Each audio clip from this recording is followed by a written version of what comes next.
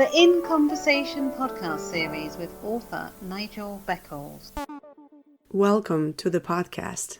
Get ready for takeoff. Welcome back to my In Conversation podcast series. My guest for this episode is a public speaker, coach, therapist, and youth advocate, Paul McKenzie. Hi, Paul. Welcome to my podcast series. How are you? How you doing? I'm good. I'm alive. Well, that's always a good start. So, Paul, what have you been up to during these very curious times? Oh, wow. You mean curious times as in the lockdown, the pandemic, the world-changing events, all of that stuff? It's been, for me, 2020 it's been such an interesting time. And, just to cap it off with this lockdown, I'm going to start with saying that I've learned so much about myself. I've learned so much about the world. I've learned so much about human beings and how they react to certain situations. In terms of the family, I've also equally learned the value of spending quality time with family. Having been such an active person before and spending so much time out of the house, I was kind of almost forced into seeing the values and learning to love again, just sitting and chilling, spending time with the family. So for me, it's a really interesting time in terms of growth. I've grown a hell of a lot over this process. Well, as they say, sometimes less is more. Absolutely. Less is more. And less can sometimes that's where the quality is, in that less. If you can find it. I mean, I've seen a lot of people online complaining about their climbing the walls and going stir crazy. But I believe it's a question of where do you place your focus? Do you place your focus? Yeah. Do you place your focus on what you can't do, or do you place it on what you can do? You see, what I do is, because I'm an NLP master practitioner, so I've learned how to reframe most situations in my life. I've learned how to realign my emotions. I've learned how to be outside when I'm inside, if that makes sense, because everything is how you look at that situation, and your emotions lead to specific behaviors, and sometimes those specific behaviors are the things that get frustrated. So for example, if I can't leave the house for a day, I can just get on with something totally creative that takes me away from the notion of wanting to even go out. So I can get trapped in my own man cave, and also the man cave in my mind. So there's lots of different reframes I've had to put into place, not just recently, but over the years, just to get me through those frustrated times. And so to put them to the test through this time, what I found really effective, as to actually put those reframes through the test. So, Paul, where did you grow up, and what was your childhood like? I am a Tottenham man, through and through to the end.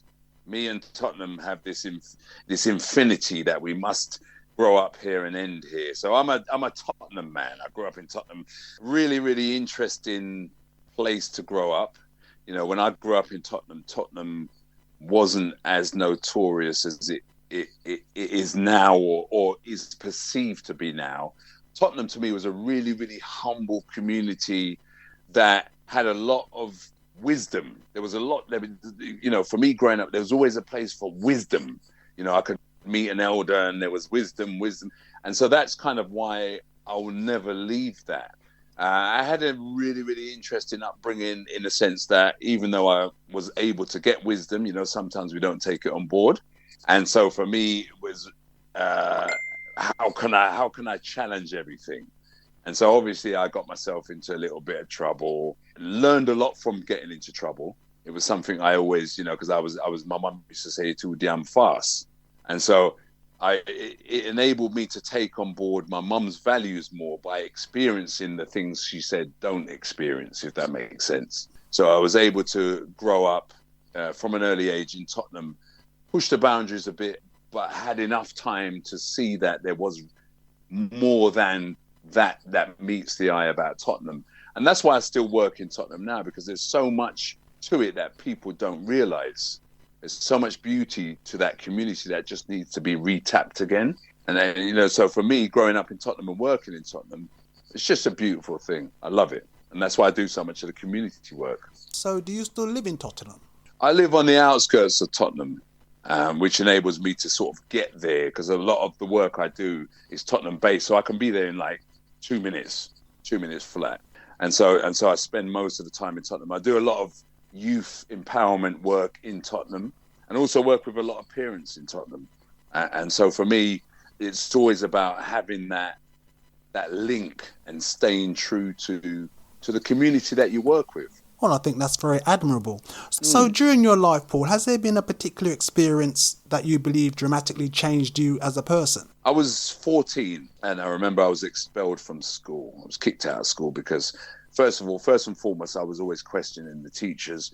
And at that time, you know as well as I do, that nobody was up for questioning. So it was easier to expel you than to deal with your questions. And so I was expelled from school, which, you know, I then got into a life of crime. And during the space of a year and a half, I was arrested like probably 18 times. Wow. And so, 18 times. And I used to still, this is a really strange thing about being still expelled from school, because you only learn the value of school when you can no longer go to school. So I used to do these crimes and then go back and hang around outside the school all day.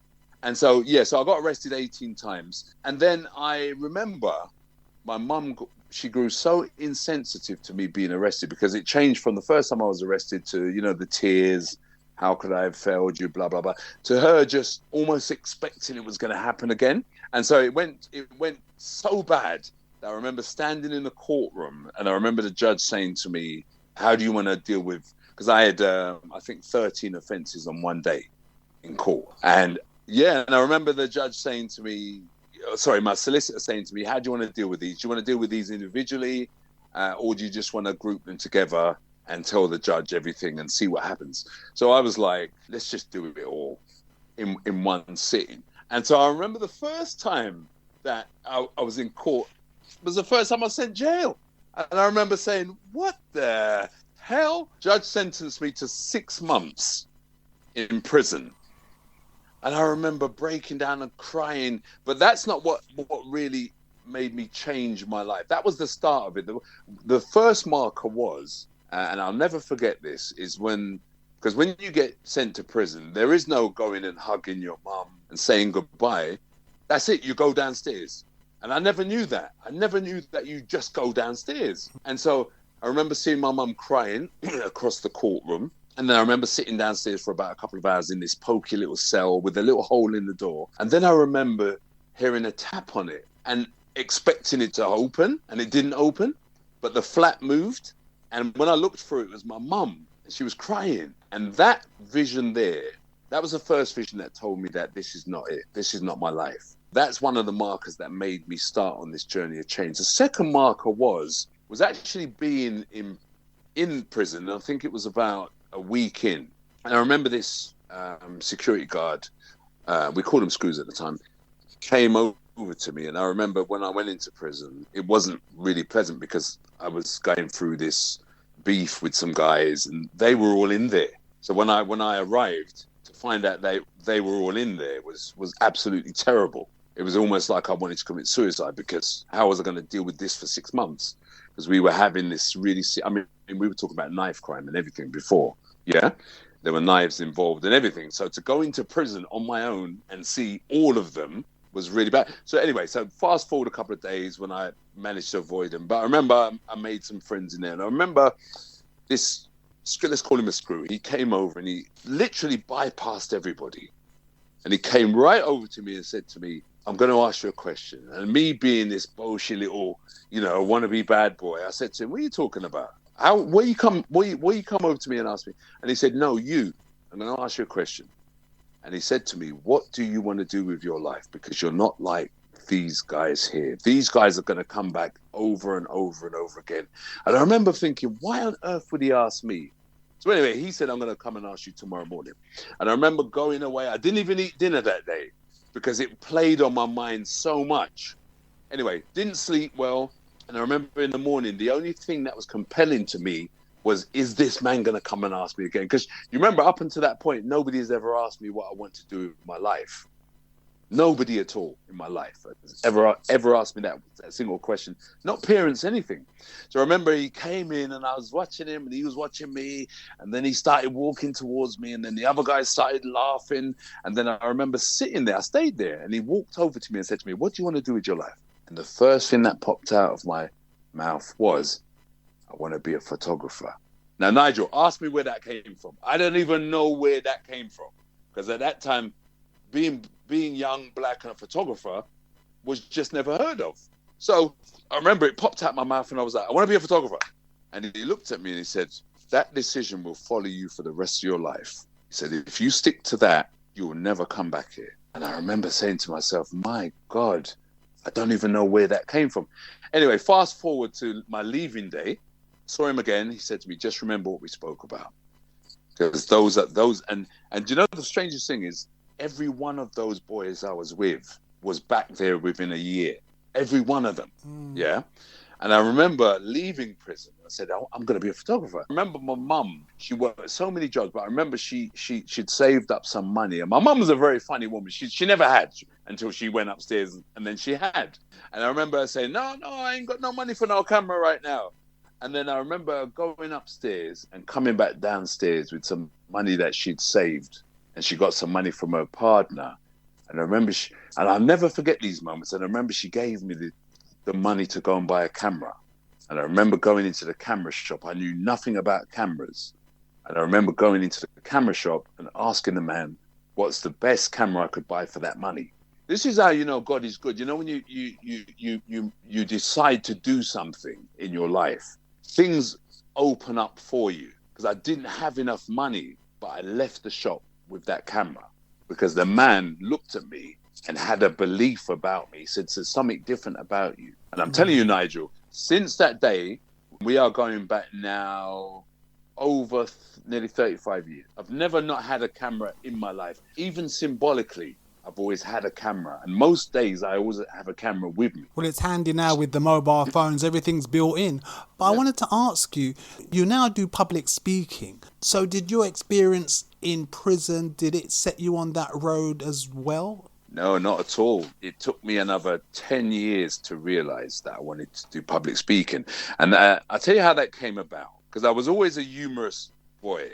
I was always the joker in the class. I was always the one that, you know, made everybody laugh and then got a final laugh when I got kicked out of the class, and I'd look through the window and everyone was still laughing and I'd get a satisfaction from it. And so I always knew deep down inside, I'd love doing that. I love photography, but I also love talking and making people laugh. But how was I ever going to do that? Because I'm terrified of standing in front of people. Absolutely terrified of it. Yeah.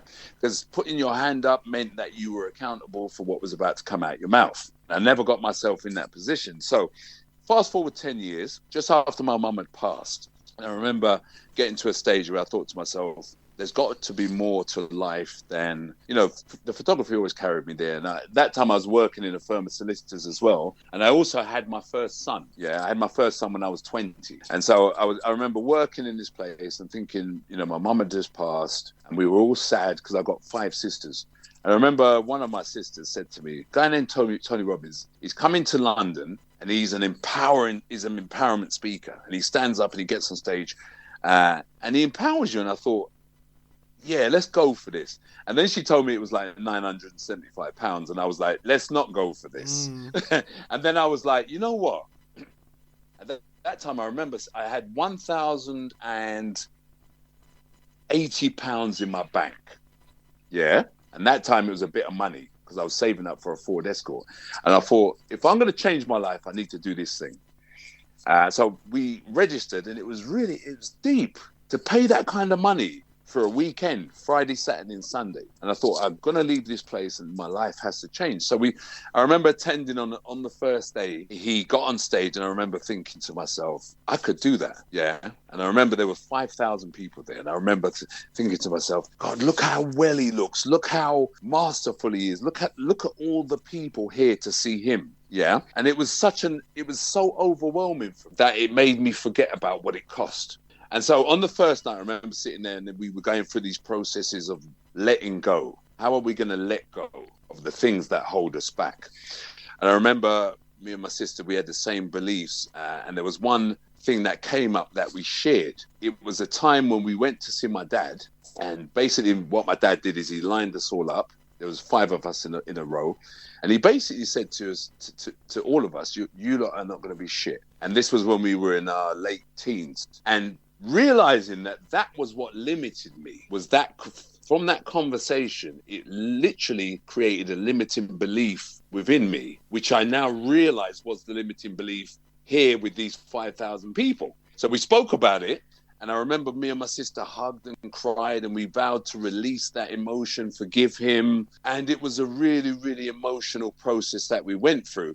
And so later on that evening, we did what's called, I don't know if you know about the firewalks. Yes, I've heard of those. Yeah, well, I'm a 4-time firewalker now. I remember later that night, he said, oh, so tonight we're going to do what's called the firewalk. You don't have to do it, but you're going to be walking across 18 feet of hot burning coal. Have a think about it, sign a disclaimer, let me know if you want to do it. And I was like, jeez, am I going to be that brave to walk across fire? But then he came on stage and he said, here's the thing. If you can walk across this fire, what is it in life that could ever stop you?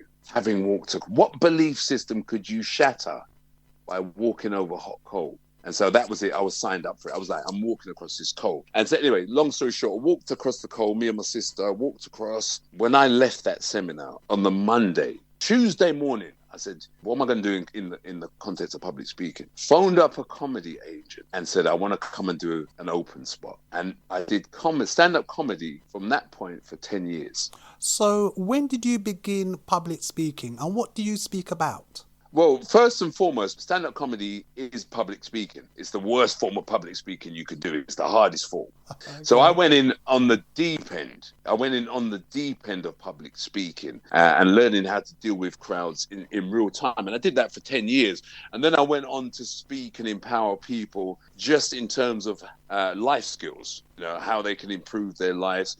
Also teaching people the processes of how NLP can help them enhance their lives. Then went on to teach people how to speak in public, how to get over the fear of public speaking, and just generally any opportunity I get to speak, to communicate. But how did you make that transition from stand-up comedy to then wanting to empower other people?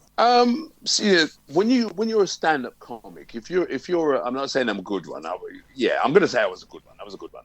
I learned that there was so much more to communication because, we're dealing with emotions. And so what I started to realize is when a person comes to a comedy club and they feel low, they leave on a high. And that's something really powerful. Because human beings who come somewhere, who have issues that are in their lives, are able to forget them at that moment and actually able to push them to a place where they can now feel good about themselves again, having laughed all night. So I thought to myself, okay, the whole stand-up comedy thing is great, but there's a different area of human communication that I wanted to challenge. And that was the whole thing about how do you empower somebody to do something great with their life? How do you give somebody the tools to move from a place of trauma to a place of greatness? Yeah. How do you empower somebody to understand the limitations they placed on themselves through somebody else's decision when they were a child? And that's just a few of the things. So I used to teach people, I'm also a timeline therapist, which means I can take people back through a process of hypnotherapy to actually deal with trauma that created limiting beliefs.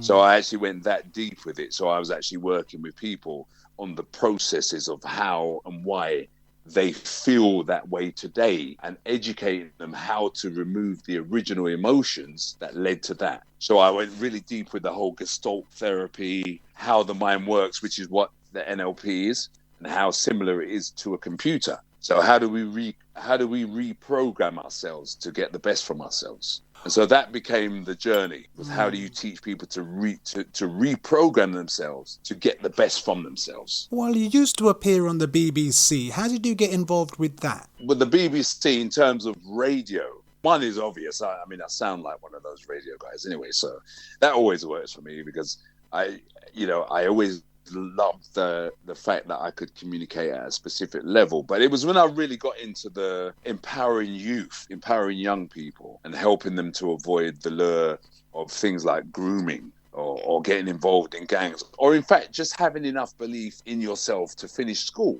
don't be the dropout that like I was. Don't be the guy that has to go through these experiences in order to end up with the same result as me. So I started becoming more of a vocal youth. What did somebody call me once? They called me a youth advocate. So I became a youth advocate who stood up for the voice of young people.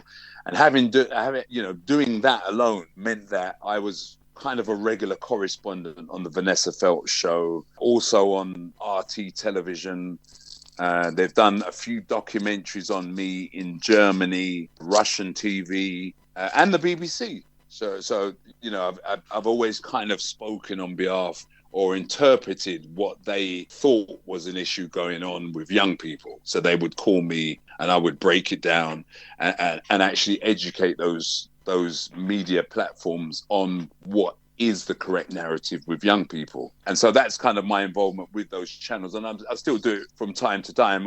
However, I'm a bit more cautious now because I'm only working with narrative that helps to empower young people. And too many of these media outlets are looking for stories that help to continue the same perpetual downward spiral with young people. But if you're going to call me to talk about what young people are doing in a positive way, then I'm your guy. And I made it very clear on radio that, don't call me anymore if you really were just trying to tease out of me something that can help damage those young people who are working so hard, but being diluted by this negative narrative that you guys keep feeding them. So, Paul, what other interests do you have? I have loads of interests. My particular interest at the moment is 6 months ago, I started my own social media platform. Yeah, a lot of people don't know it yet because it is in the very, very extremely late development stages, which means it's about to go live in the next 2 weeks or so. And it's a platform which is totally safeguarded. It's called foam20.com, because that's how deep I go, because I believe that young people are being influenced in the wrong way using conventional social media. And also adults are not really understanding the belly of the beast when it comes to social media. So I've created a platform which is exactly, if not better, than Facebook, Snapchat and Twitter all in one. But it's a completely safeguarded platform. So if you have children, they can use that. And this is my whole point, is to get this into schools, colleges, and also use it in terms of organizations that have vulnerable young people. One of my passions right now, my interest, is to get that in front of people that are responsible for our, quote, vulnerable young people who are often being abused online. So does that mean then that you're seeking out funding to support this project? That's a very good question, because I've made so many videos, awareness videos in the past. I think I made about 70 or 80 awareness videos, which are shared and used in schools. The media uses them all the time. But nobody's ever approved any of my funding applications. And so that makes me even more consistent, because what I find is that a lot of organizations that get funding to do things lose the passion to do it, because then it becomes about money. And I've gone up against so many organizations that have asked me to get involved, if only just to kind of water down what I'm trying to do. And so this social media platform that I've built and is about to go live is that's off my own back. And I wanted it to be that way. I wanted it to be a project that I started. I'm working with 7 young people who are testing the site, and they've actually got jobs. So I've actually promised them that they're going to be trillionaires once this is launched. So I've got 7 young people that are consistent. I've used them on film projects. They've starred in films. 2 of them are autistic. 1 of them has cerebral palsy. And these are the young people that because, when we talk about mentoring, we don't talk about mentoring for a specific amount of time. If I take on somebody and I mentor them, I'm there for life. And I just can't help it. That's just how I am. So these young people I've been working with consistently are now part of this new social media platform. They've got an active role in it. So they've actually got jobs in this enterprise, and it's going to be big. It's going to be big. And there's nothing more I would love than to have my children work along with those children to build the next generation of social media. So, Paul, how can people contact you? They can find me on foam20.com. Go on there, register, it's free. Let me tell you something really, really interesting about Foam, right? This is why it's going to be so unique. So say, for example, if you go on and register, you're able to use the chat functions, you're able to upload films, music, any creative content that you produce, which is all socially responsible content. It's a platform for only socially responsible content. But this is how deep it goes. So you as a user who goes on it and shares, post stuff on there, you get what's called a bonus point every time you interact with the site. And so those bonus points accrue beside your profile picture. And as your bonus points increase every time you interact, those bonus points are turned into pounds, which you can donate to a charity or cause of your choice. And I think that's one of the unique selling points of foam20.com, is that you don't have to put your money in your hand in your pocket. Those points, which are paid for by advertising and interaction, you can say to yourself, I'm going to be so socially responsible that I want to donate that to Childline. And that's donated in monetary terms. So if you build up, say, for example, 100 points, it may not seem much, but you're actually doing a socially responsible thing by sending that pound to Childline. So you're actively becoming more and more socially aware of what you're doing by using that site. And that's something I kept hidden for a while because it was in development, but that's due out in the next 2 weeks ago, and it's going to be great. So I tell people can find me on all the social media platforms, but if I want to be socially responsible, the only place I'm going to tell you to find me is on foam20.com. Well, Paul, your work sounds very commendable to me. Thank you very much for your time. No, thank you. Anytime.